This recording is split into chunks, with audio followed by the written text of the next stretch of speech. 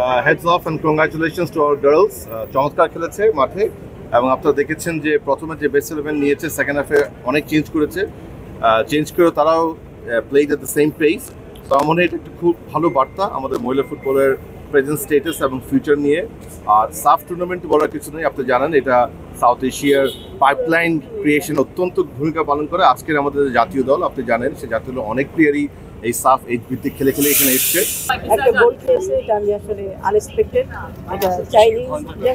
খেলা তো হতেই পারে, বাট আমাদের মেয়েদের জন্য অনেক অনেক ধন্যবাদ, অনেক অনেক শুভকামনা থাকলো। ওরা ভালো করছে, কারণ আপনারা জানেন টিমের আমাদের অনেক নতুন প্লেয়ার আছে এবং তারাও শিখছে।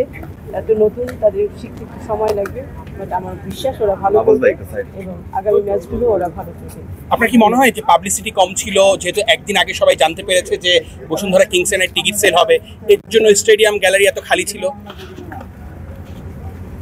একটু মানে দর্শকরা একটু কম জানতে পেরেছে কিনা খবরটা খেলার? এটা আসলে মার্কেটিং এর সাথে কথা বলা বেটার, কারণ এটার কাজ আমি করি না, তো মার্কেটিং কি করছে অ্যাকচুয়ালি আমি জানি না। এটা বেটার আপনারা মার্কেটিং সে যাই হোক, যদি মাঠে আজকে দর্শক অনেক বেশি থাকতো সেটা ভালো হতো। অফকোর্স খালি মাঠে খেলা হচ্ছে, এটা তো দেখতে অবশ্যই ভালো লাগছে না, এটা তো অবশ্যই খারাপ। গতকালকে একটা মিটিং হয়েছে, সেখানে মেয়েদের বেতনাদি বিষয় নিয়ে বা ক্লিয়ার থাকা একটা সিদ্ধান্ত, বা কি সিদ্ধান্ত সেটা নো কমেন্টস, থ্যাংক ইউ। একটা বিষয় যে আপা, ওই যে ধরেন আমাদের তো এক্সপেকটেশন নারী দলের প্রতি অনেক বেশি, এখন অনেক মানে পিটার বাটলারের বিষয়ে তো অনেক ধরনের কথা বলি।